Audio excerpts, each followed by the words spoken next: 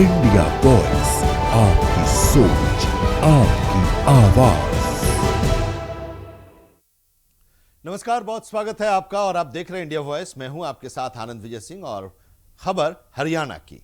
CM Nayab Singh Saini ने यमुनानगर में पूर्व मेयर मदन चौहान के भाई बलबीर चौहान के निधन पर गहरा शोक व्यक्त किया है। बलबीर चौहान का लंबे समय से बीमारी की वजह से उनकी अस्पताल में वो भर्ती थे, उनका इलाज चल रहा था और इसी दौरान उनका निधन हो गया। मुख्यमंत्री नायब सिंह सैनी ने शोक संतप्त परिवार से मुलाकात की और अपनी संवेदनाएं प्रकट की, दिवंगत आत्मा की शांति के लिए प्रार्थना की।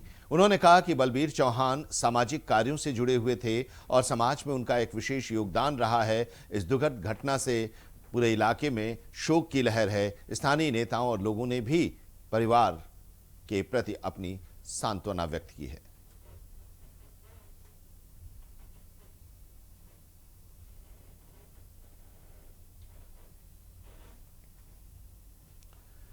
हरियाणा के आंसी से बड़ी खबर आ रही है, जहां पर शिक्षा मंत्री महिपाल ढांडा ने सरकारी स्कूलों के प्रदर्शन का बचाव करते हुए बड़ा बयान दिया है। शिक्षा मंत्री ने कहा कि निजी और सरकारी स्कूलों की परीक्षा परिणामों में केवल 1% का ही अंतर है। उन्होंने दावा किया कि सरकारी स्कूल लगातार बेहतर प्रदर्शन कर रहे हैं और शिक्षा व्यवस्था को मजबूत करने के लिए सरकार कई सुधारात्मक कदम भी उठा रही है। मंत्री महिपाल ढांडा ने शिक्षक स्थानांतरण को लेकर भी जो सवाल उठ रहे हैं उस पर उन्होंने बयान दिया और कहा कि ट्रांसफर प्रक्रिया पूरी तरह से पारदर्शी है और इसे नियमों के तहत ही लागू किया जा रहा है ताकि छात्रों की पढ़ाई किसी भी तरह से प्रभावित न हो। वहीं राजनीतिक सवालों का जवाब भी दिया और भाजपा और आम आदमी पार्टी के बीच चल रही बयानबाजी को लेकर उन्होंने विपक्ष पर शिक्षा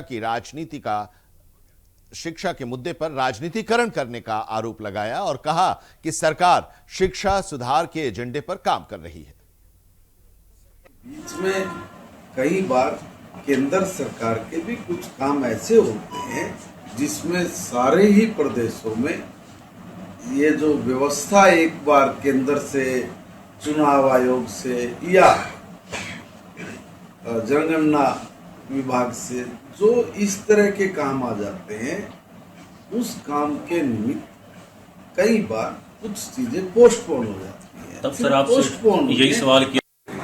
अभी 1 मिनट पहले मैं कह रहा देश के लिए पूरे परिवार न्यौछावर किए और वहीं पर आप सर रिजल्ट आया हरियाणा बोर्ड का। सर रिजल्ट आ गया हरियाणा बोर्ड का जी। आप शिक्षा मंत्री हो जी, प्राइवेट स्कूलों का रिजल्ट तो टॉप में आया, सरकारी स्कूल को नीचे आया जी। कहाँ किसने कहा? अरे भाई कल ही रिजल्ट आया जी। रिजल्ट आया जी है ना। सरकारी स्कूल का रिजल्ट प्राइवेट स्कूल के रिजल्ट में 1% का अंतर है। आप कह रहे हैं कि नीचे आया, मगर हम ये चाहते हैं कि हमारे स्कूल उनका रिजल्ट और ज्यादा अच्छा है, उसके लिए हम फिर निरंतर। सर पढ़ाई का टाइम तो भूपेंद्र हुड्डा ने कहा, पढ़ाई का टाइम तो कुत्तों की गिनती करवा रहे थे टीचरों से। आप भाई उनके बोलने से क्या होगा? मैं एक बात कर रहा हूँ, देखिए प्राइवेट स्कूल का मैं किसी का विरोध नहीं कर रहा हूँ, सब अच्छा है, हमारे बच्चों को पढ़ा रहे हैं, हमारे बच्चों के लिए मेहनत करा रहे हैं, प्राइवेट स्कूल भी हमारे हैं। एक बात।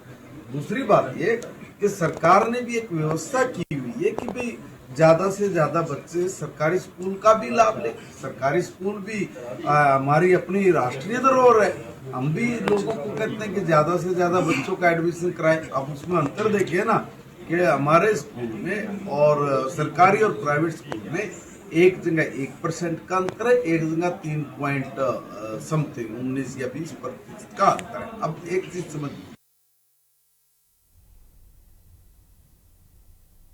और हरियाणा के मुख्यमंत्री नायब सिंह सैनी यमुनानगर के आदि बद्री में हैं और वहां पर संगठनात्मक बैठक चल रही है। उस बैठक में मुख्यमंत्री नायब सिंह सैनी उसमें शामिल हुए हैं।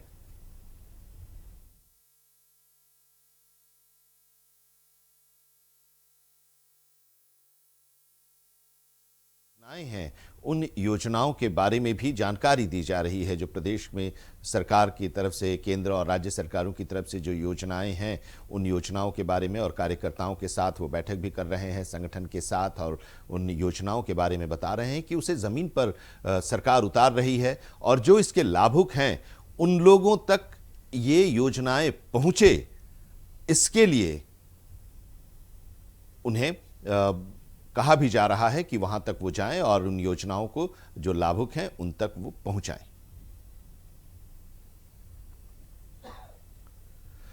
और चलिए बढ़ते हैं अगली खबर की ओर। सीएम नायब सिंह सैनी ने सिरसा में प्रधानमंत्री नरेंद्र मोदी के ईंधन बचाने की अपील का समर्थन किया। मुख्यमंत्री नायब सिंह सैनी ने अधिकारियों से कहा कि सरकारी वाहनों का कम इस्तेमाल करें और जरूरी अगर हो तभी बैठकों में फिजिकली वो शामिल हों। उन्होंने वर्चुअल मीटिंग को बढ़ावा देने पर जोर दिया और कहा कि इससे समय और खर्च दोनों की बचत होगी। सीएम ने कहा कि पीएम मोदी ने भी लोगों से अपील की है कि बेहद जरूरी काम होने पर ही निजी वाहन का उपयोग करें और संभव हो तो ट्रेन या बस से यात्रा करें और जहां पर मेट्रो ट्रेन है उससे वो यात्रा करें ताकि ईंधन की बचत हो सके। एक एसओपी जारी किया है और उस एसओपी के अंदर हमने अपने स्वयं की मेरी जो गाड़ियां हैं वो भी हमने कम की हैं। अधिकारियों को भी हमने बोला है कि आप अपने उस गाड़ियों को कम करें और उसके अंदर कहीं जो बैठकें कोई जरूरी हो तब जाकर के फिजिकली बैठक करें, नहीं तो वर्चुअली भी आप बैठक कर सकते हैं, जिससे कि खर्चा बहुत ज्यादा बचता है और समय कम लगता है। और ये भी अपील की गई है कि आदरणीय प्रधानमंत्री जी ने कि हम बहुत जरूरी काम से ही अपनी गाड़ी को लेकर के जाएं, नहीं तो हम ट्रेन से सफर करें, अन्य किसी और बस से सफर करें, ताकि जिससे कि इसके अंदर बचत हो सके। क्योंकि जो मिडिल ईस्ट की समस्या है आप लोग देख रहे हैं तो बड़ी गंभीर समस्या और उसका इम्पैक्ट पूरे वर्ल्ड के ऊपर पड़ रहा है।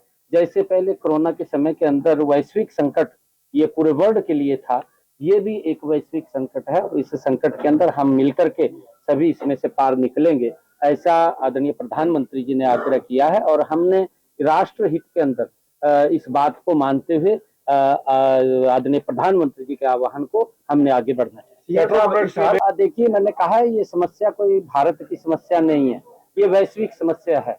और वैश्विक समस्या में जब ये मिडिल ईस्ट का जेड़ा उत्थे युद्ध चल रहा है उसके कारण पूरा विश्व प्रभावित है। इन्हों खाली इत्थे दी समस्या समझ के ना करिए। कोरोना की जेड़ी समस्या आई सी तुसी देखिया भी है कि जिथे ना दवाई सी ना वैक्सीन सी, पूरा विश्व घर दे विच बंद हो गया सी। आज भी वही समस्या है, जी मिडिल ईस्ट की समस्या है, वो बड़ी गंभीर समस्या है और उससे पूरा वर्ल्ड प्रभावित है और इसका सामना ये मिलकर के करना चाहिए। मैं तुसी अगर एक क्वेश्चन पूछा, मैं एक गल कहना चाहना है कि पिछले 11.5 वर्षां से तेल के भाव किन्ने बढ़े ने, तुसी आंकलन करिए मोदी जी के नेतृत्व 4 साल हो गए। मैं आपको गल कहना चाहना चौधरी भजन लाल जी जेड़े इस हरियाणा के विकास के अंदर उन्हों का बड़ा महा योगदान रहा है। उन्होंने हरियाणा को अगे बढ़ाने लई बड़े पद्धर दे नाल काम किया है। यमुनानगर में महिला आरक्षण को लेकर राजनीतिक बहस तेज हो गई है। एक और भारतीय जनता पार्टी कांग्रेस पर महिला आरक्षण का विरोध करने का आरोप लगा रही है, तो वहीं कांग्रेस महिला नेताओं ने इसे तुरंत लागू करने की मांग को लेकर अभियान शुरू किया है। इस अभियान के तहत प्रधानमंत्री को सैकड़ों पत्र भेजकर महिला आरक्षण कानून को तत्काल प्रभाव से लागू करने की अपील की जा रही है।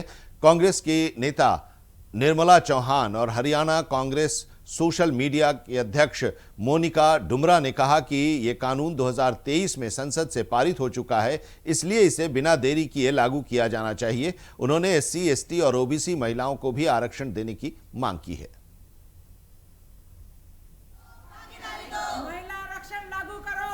ये नरेंद्र मोदी प्रधानमंत्री जी के नाम लिखा गया है। जब 23 में महिला आरक्षण बिल पास हो गया था, बहुमत से दोनों सदनों में पास हो गया था, तो महिलाओं को भागीदारी देने के लिए इन्होंने नए नए फार्मूले उनको पीछे करने के लिए क्यों लगाते हैं? मान लो वो महिलाओं को जब भागीदारी देंगे जब संख्या बढ़ेगी, इसी संख्या में भागीदारी क्यों नहीं देते हैं? वो शुरू से महिला विरोधी है, बेटी बचाओ बेटी पढ़ाओ का नारा देते हैं, लेकिन उसके बाद बेटियां कितना बच रही है आप सब जानते हैं, और कितनी बेटियां पढ़ाई जा रही है। शिक्षा इतनी महंगी हो गई है कि बेटियों को लोग स्कूल भी नहीं भेज पा रहे। कितने हजार स्कूल हरियाणा में बंद कर दिए, लाखों स्कूल पूरे देश में बंद कर दिए। कौन बेटियों को पढ़ाने 12 किलोमीटर 15 किलोमीटर 10 किलोमीटर भेज रहा है? तो ये सरकार महिला विरोधी है। आज इनको बताया गया है कि SC, ST महिलाओं के साथ OBC महिलाओं के भाग्य सुनिश्चित करें, भागीदारी तुरंत महिला आरक्षण को लागू करें। फरीदाबाद में गर्भवती महिला के साथ गंभीर लापरवाही का मामला सामने आया है। परिजनों के मुताबिक अस्पताल में ये मामला सामने आया, जहां पर अस्पताल का गेट समय पर नहीं खुला था और उसकी वजह से महिला का प्रसव अस्पताल की पार्किंग में ही हो गया। इस घटना के बाद परिवार में आक्रोश है और अस्पताल कर्मचारियों के खिलाफ सख्त कार्रवाई की मांग भी की गई है। परिवार के सदस्यों के द्वारा डिप्टी सिविल सर्जन ने इस मामले पर संज्ञान लिया है और जांच के आदेश उन्होंने दिया। पेशेंट बड़ौली से आई थी, फुल्ली डायलेटेड थी, शायद 6th या 4th ग्रेविडा थी। तो कई बार ये वहाँ पे जब वो गेट पे वो ओपीडी के दरवाजे पे आई कि ओपीडी रात को बंद होता है, तो वो उनको पीछे वाले गेट से जाना था, जो शायद वो होपलेस हो गए होंगे, उस टाइम उनको पता नहीं पड़ा था। लेकिन जैसे ही वो ऊपर गए थे तो स्टाफ वापस से नीचे जल्दी से आ गई थी सारे इंस्ट्रूमेंट लेके, और उसके बाद जो डिलीवरी हुई थी उन्होंने कर दी थी। स्टाफ को 5 मिनट अपना सामान इकट्ठा करके नीचे लाने में टाइम लगा। हाँ, ये दुर्भाग्यपूर्ण है कि उसकी डिलीवरी बाहर ही होगी, जो नहीं होनी चाहिए थी। भविष्य में हम ऐसी कोई गलती ना हो, इसके लिए हमने कई कदम आज उठाए हैं और आगे से हम ये आप सबको आश्वासन देते हैं कि ऐसा कभी नहीं। क्या हुआ था, रात मेरी घरवाली का फोन आया था 1 बजे करीब, क्या मेरे को दर्द हो रहे हैं। तो मैंने अपने चाचा का लड़का और चाची दोनों को फ़ोन करा। मैंने भाई इसको गाड़ी में ले जाकर हॉस्पिटल लेके जाओ फटाफट। ये हॉस्पिटल लेके आए सेक्टर 3 SI में। तो इसने नीचे आके 10 मिनट तक, हाँ सरकारी अस्पताल में, तो इन्होंने आके इसने 10 मिनट यहाँ नीचे खूब गेट बजाए, इधर उधर कोई नीचे बंदा नहीं मिला इसको। ठीक है, पेशेंट नीचे धरती में पड़ा है। ठीक है, ये व्हील चेयर लेने गया, व्हील चेयर पर दर्द ज़्यादा रहा, फिर नहीं बैठा गया, पानी छोड़ गई थी। उसके बाद फिर ये दोबारा गया ऊपर, फिर ऊपर से बड़ी वाली व्हील चेयर मैडम को बोला है। मैडम उसके बाद 10-15 मिनट बाद आई जब डिलीवरी नीचे हो ली है। ठीक है, उसके बाद मैडमों से पूछता हूँ, उसके बाद फिर मैं आया हूँ। मैंने कहा क्या बात है? नहीं भाई ऐसे बात है कि नीचे हो लिया और ऐसे बात है। और यहाँ पर एक ब्रेक के लिए रुकते हैं। ब्रेक के बाद हम लौटेंगे तो पंजाब की खबरों से आपको रूबरू कराएंगे। बने रहिए हमारे साथ।